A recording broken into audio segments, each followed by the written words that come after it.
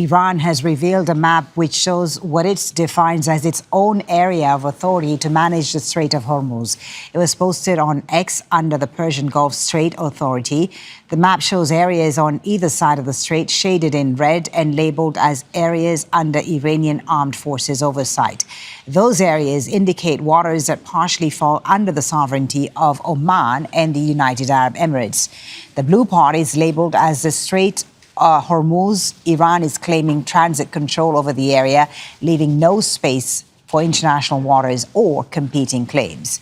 Well, that announcement came as the United States military released footage of the interception of an Iranian-flagged oil tanker in the Gulf of Oman. U.S. Central Command says it suspected the vessel was trying to breach the blockade. The ship was later released after American forces carried out a search and ordered the crew to change course. In other developments, Iran says it is weighing its response to the latest U.S. proposal to end the war. A spokesman for the foreign ministry repeated Iran's demands for the release of frozen assets and an end to the U.S. blockade of Iranian ports. This comes after Pakistan's interior minister visited Tehran this week as part of mediation efforts. Let's speak to Geist Pinfold about these latest developments. He's an international security lecturer at King's College London and a senior non-resident fellow at the Gulf International Forum, and is joining us from London. Rob, good to have you with us on Al Jazeera. The Iranians saying that they're reviewing the latest U.S. response to the 14-point plan. What does this signal to you? Does it signal that the diplomacy is still alive, or is this just a delay tactic while both sides prepare for the next round?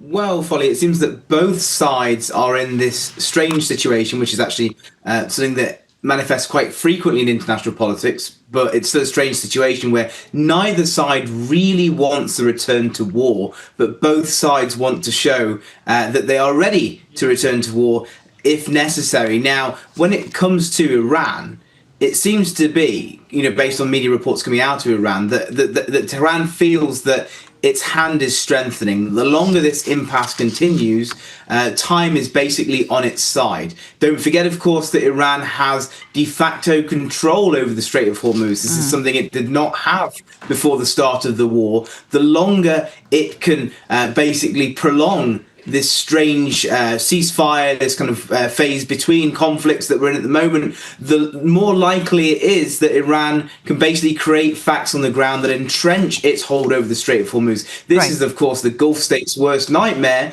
but it shows that for Iran, time is on its side. What are we to make of this map that Iran has released showing its area of control of the strait, what it defines as its area of control? And if the U.S. is maintaining naval pressure around Iranian ports and the strait, how much leverage does Tehran really still have?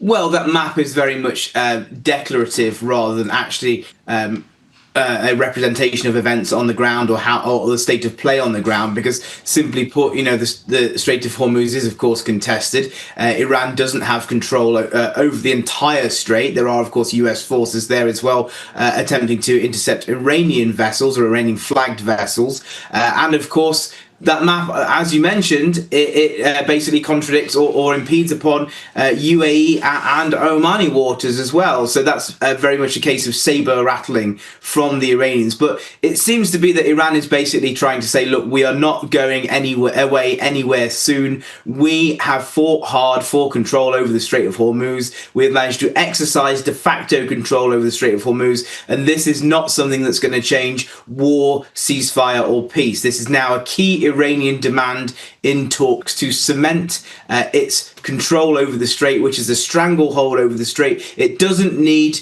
to control everything that goes on in that waterway. All it needs to do is have the proven means and ability to disrupt shipping, which is unfortunately what it has proven it has done and is continuing to do. So do you think that increases the likelihood that there could be a deal first on Hormuz before a broader deal on the nuclear issue is reached?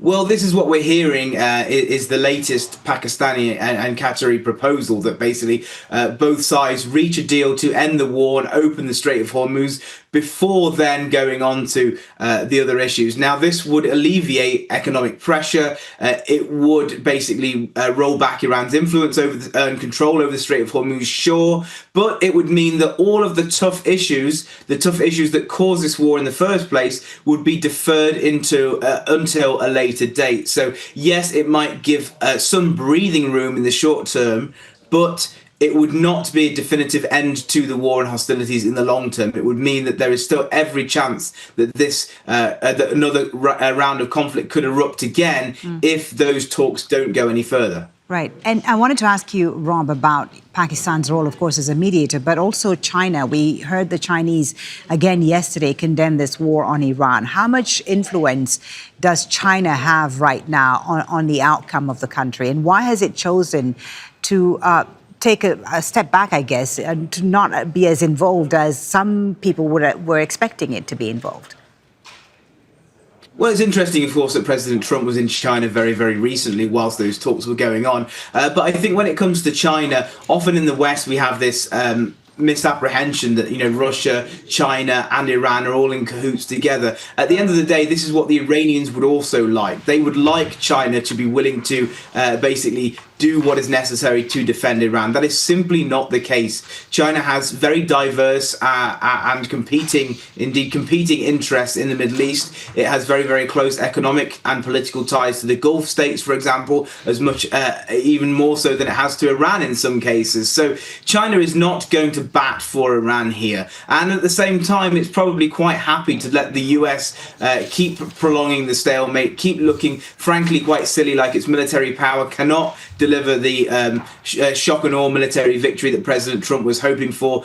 And basically, it's that old adage, never interrupt your enemy when they're making a mistake. China is quite happy for the US to show that its security umbrella is not as secure as it would like to claim. And of course, the fact that US's military force is a bit of a blunt instrument when it comes to things like regime change. So China has very, very complex and diverse interests here. It's unlikely to come out for one side or the other overnight.